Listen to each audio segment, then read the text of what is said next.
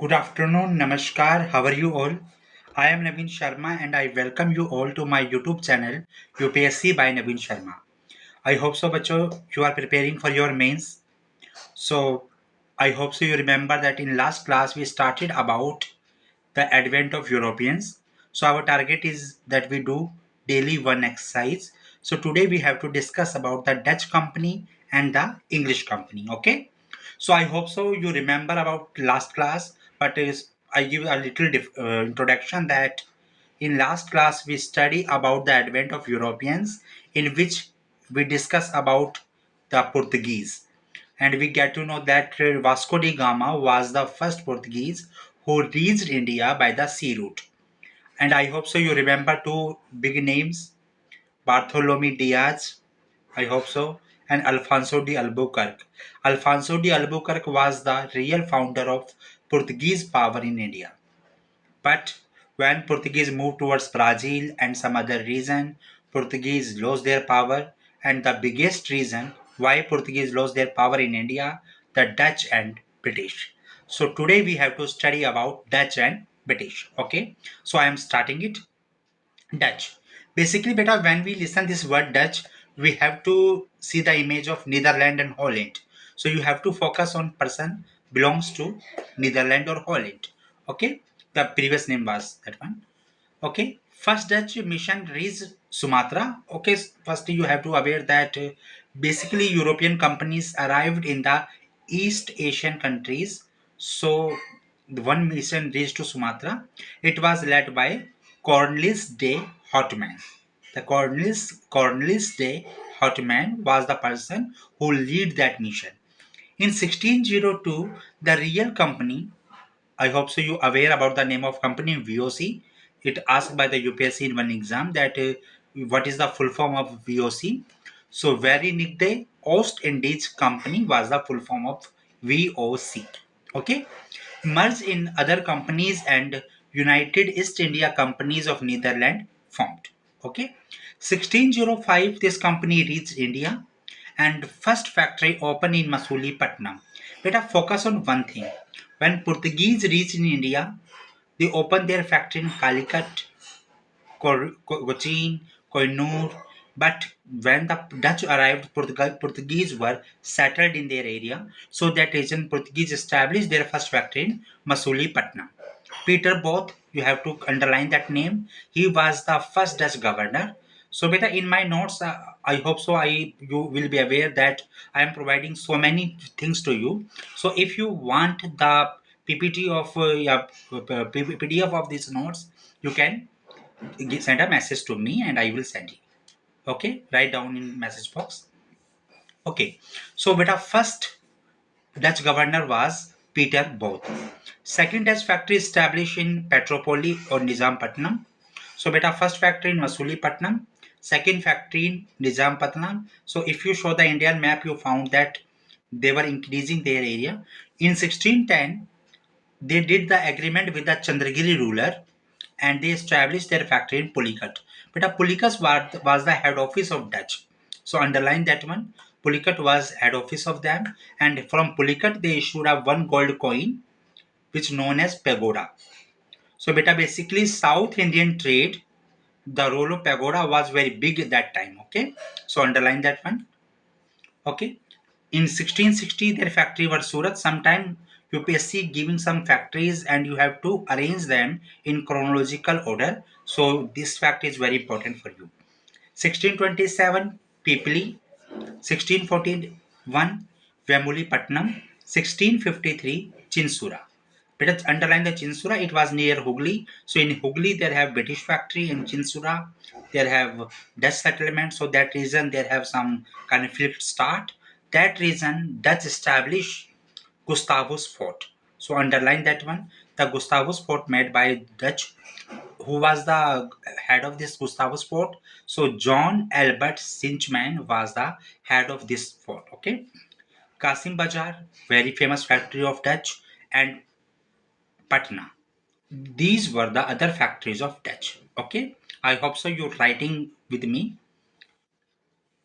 Okay. So write down 1690 Nagapatnam declared Dutch head office So beta first Dutch head office was Pulicat. Later they declare Nagpatnam because when they have conflict with the Britishers, they change their head office to Nagpatnam. Okay. Dutch called their factories as factor. Very important point. Sometimes they ask that out of four, which quotation is wrong about Dutch? So they called their factory as factor. Okay, underline that one. Dutch system was based on cartel. Cartel means the corporation. It means that every person who is working with the Dutch, yeah, belongs to that time the Holland. They were work as a co-partners. So that reason this company is giving a huge profit to their partners. So sometimes the question asked by the UPSC that out of four, which company is providing maximum profit to their members? So your answer would be Dutch. Okay, underline that one. Next one, next fact is about Dutch. They started the trade of clothes from India. So any company, they give some names to you, and which company started that trade route, their trade of clothes from India. Okay, so your answer would be Dutch. Okay, 25 November 1759, a very important historical world war held in India. This battle is known as Battle of Bedra. Yeah, Hooghly battle. Okay, underline that one. Battle of Bedra. Sometime it is given as Battle of Bedra. Sometime it is given as Battle of Hooghly. This was a very famous battle between English and Dutch. In this battle, Dutch lost and they out from India. So underline that one. Okay. So after India, they're more focus on Indonesia. So that reason this company reached to Indonesia. Okay. So beta in previous class, I hope so you remember that we discussed that why Portuguese failed in India. But in today class, we have to also discuss why Dutch failed in India. Because when you writing your mains now, so this kind of questions help you a lot. Okay, first one, they were not fully concerned towards India. They have focus on Indonesia. They want to increase their area, other east countries like Sumatra and other places. Okay, secondly, weak military force.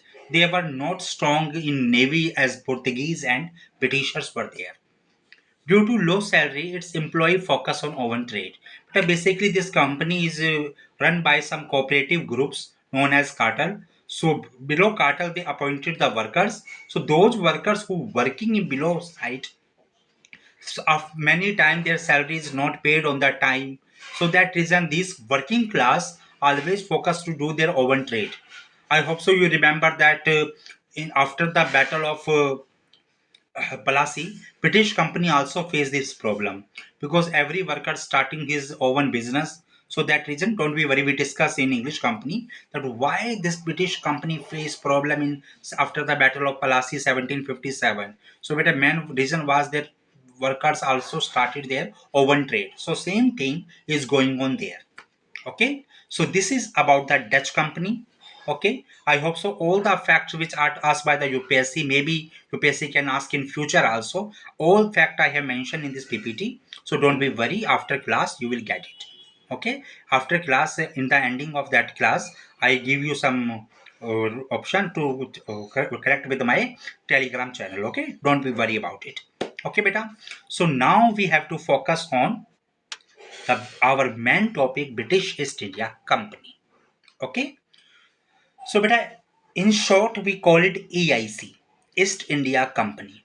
But you have to aware that what was the name of this company, how this company established, why this company is India. Okay, so there have so many things about that company. So first thing, how the company formed. So our first topic is how this company formed. In September 1599, beta, some merchants of London come together and they said that the other companies which working in India, just like Portuguese and Dutch, they were getting the huge profit. So why we are not moving towards the East Indian continent countries? So why we are not doing the trade with them? So that reason, the mayor of London also sit on that meeting and they decided to establish one big company. The name of this company was Governor and Company of Merchant of London, trading into the East Indies. Okay, but I underline that name. Very big name is that one. So that reason we always know this company by the name of East India Company. Okay, so underline that one. On 31st December, the Queen of England, that time Elizabeth I, but underline that name, Elizabeth I, given 15 years monopoly right to this company. Okay, sometimes the question asked that in period of which Queen of England this company was established. Your answer would be Queen Elizabeth I. Okay. She was also one of 217 members of this company. So in starting, this company has 217 members and Maharani is also one of them. Okay, underline that one. Executive board of this company had one MD plus 24 other members. Okay, underline that one also, which known as court of director.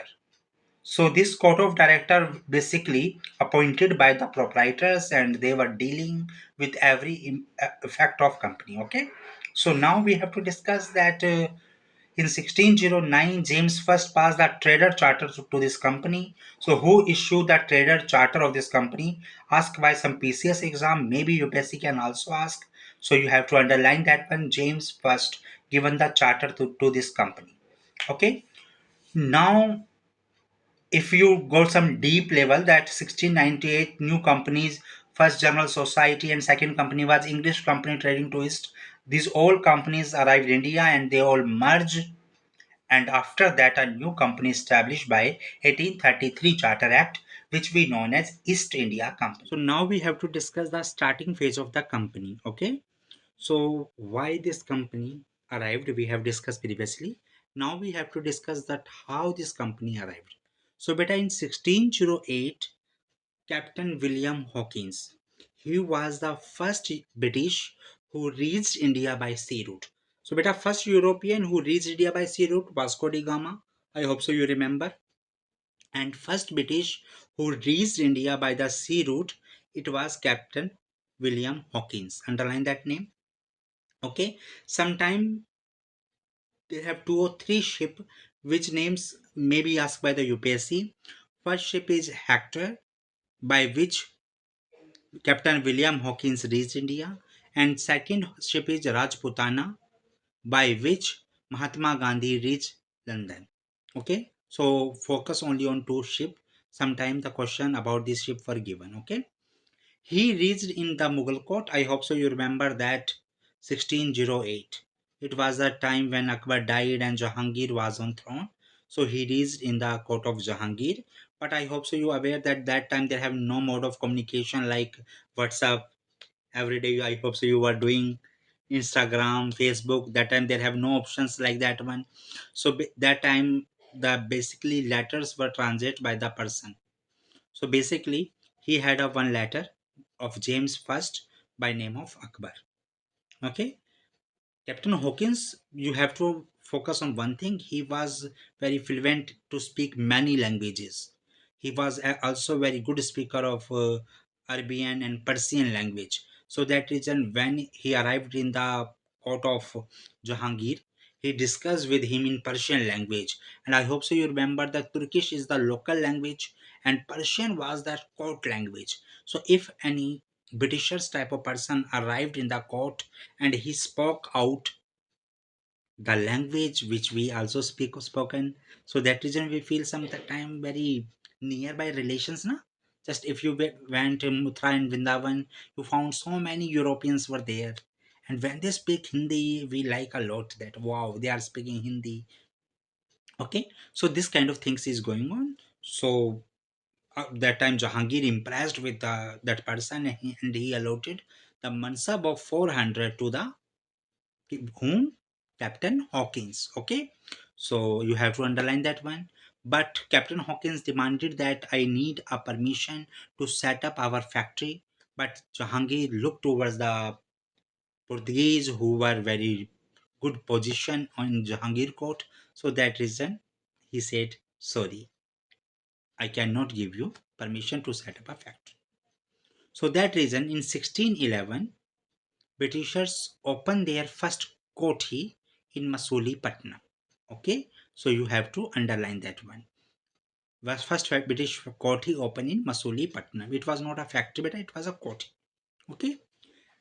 Then a very historical event held that Captain Middleton defeated the Portuguese company in Battle of Swapalli. So that reason Jahangir found that Britishers were so strong, they were more stronger than the Portuguese. So I have to make a good relations with them.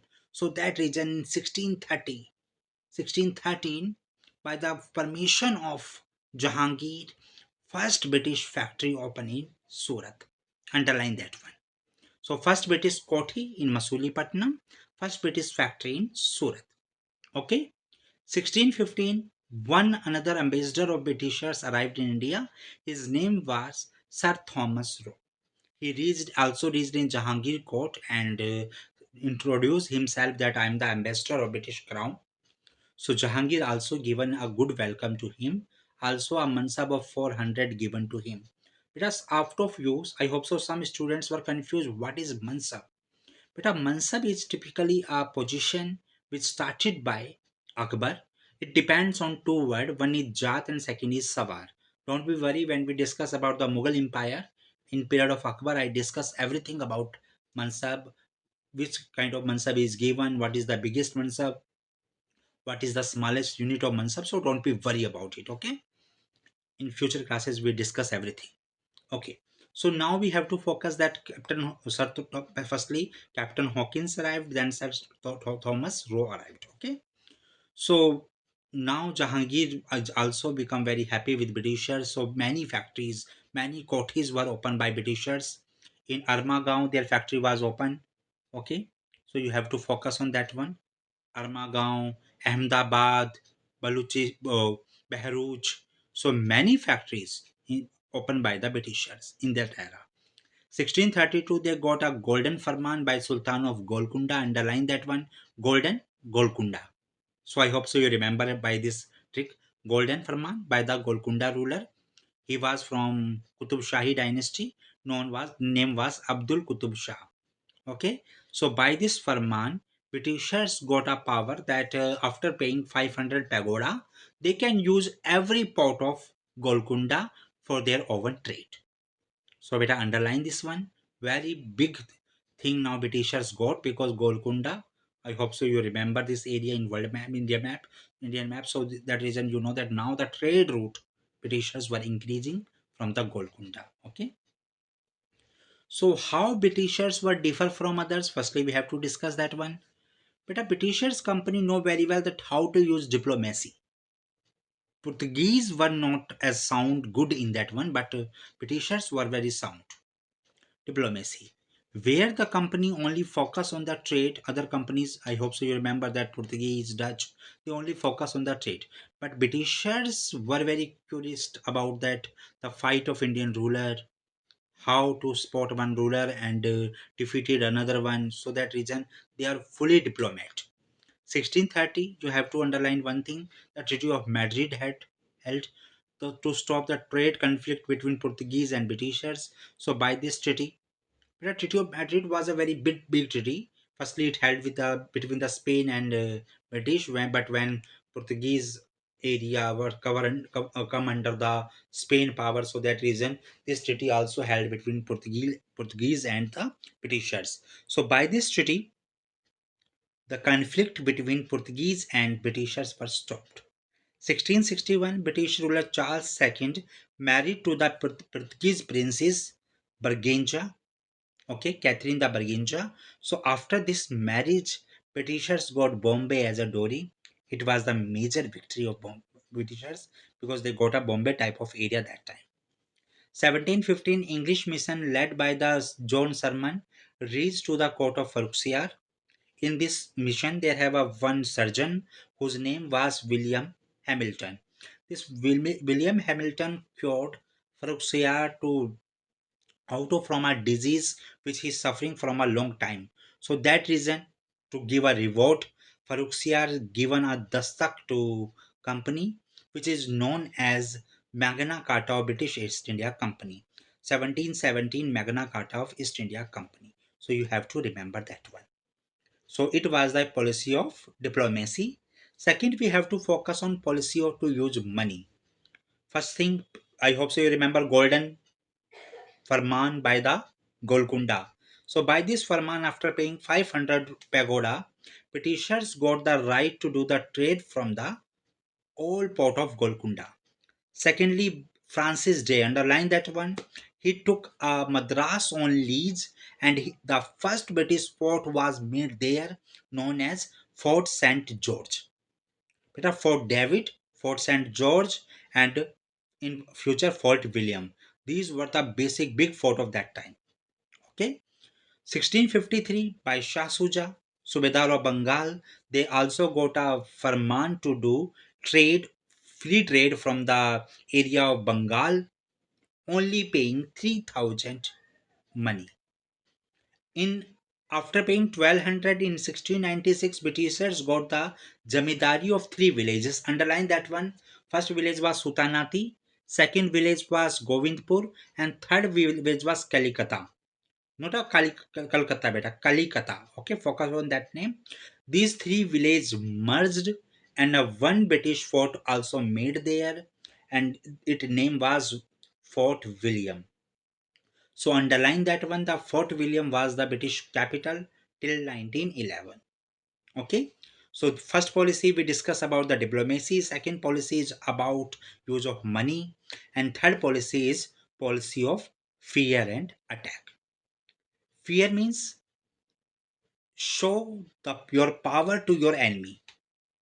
Okay, just like UPSC exam is always showing that once you start your preparation and you focus on some previous paper, but suddenly when you check your new the new exam paper which arrived, you found that, oh, it is totally different from previous one.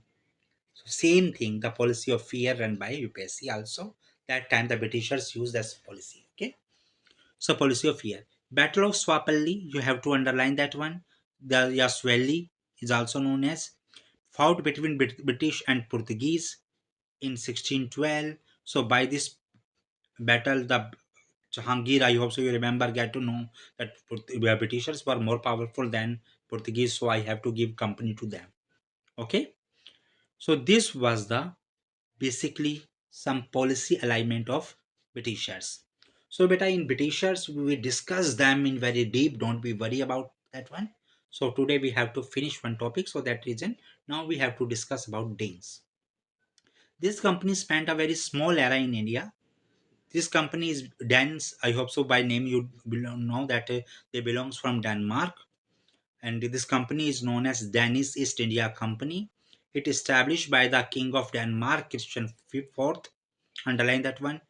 1616 this company was established. Every fact I hope so you found on your screen. Okay, the first factory opened in 1620 in Trankebor near Tanjore. The principal settlement of that company was Sirampur in Calcutta. 1845 they decided that they were not ready to face the power of attack of this other company. So that reason they sold out their old factories to the Britishers and moved from India. Basically, Danes is known for their missionary activities. But if anyone asks you that which companies is totally belongs to missionary activities, the Portuguese company and the Danes. In latter phase, Britishers also do the same thing, but firstly this thing started by the Portuguese, then carried by the Danes. So you have to underline this one, okay? So, bacho, today we have to discuss about we have discussed that why the Dutch arrived and what Britishers arrived and why Britishers were more success. Okay. So in next class we have to discuss about French. So don't be worry. In after the French we start the how Britishers changed their attitude towards the prior to the power authentication of India and how they become so strong in India or and at basically we can say that the journey of Britishers from trader to the ruler. Okay,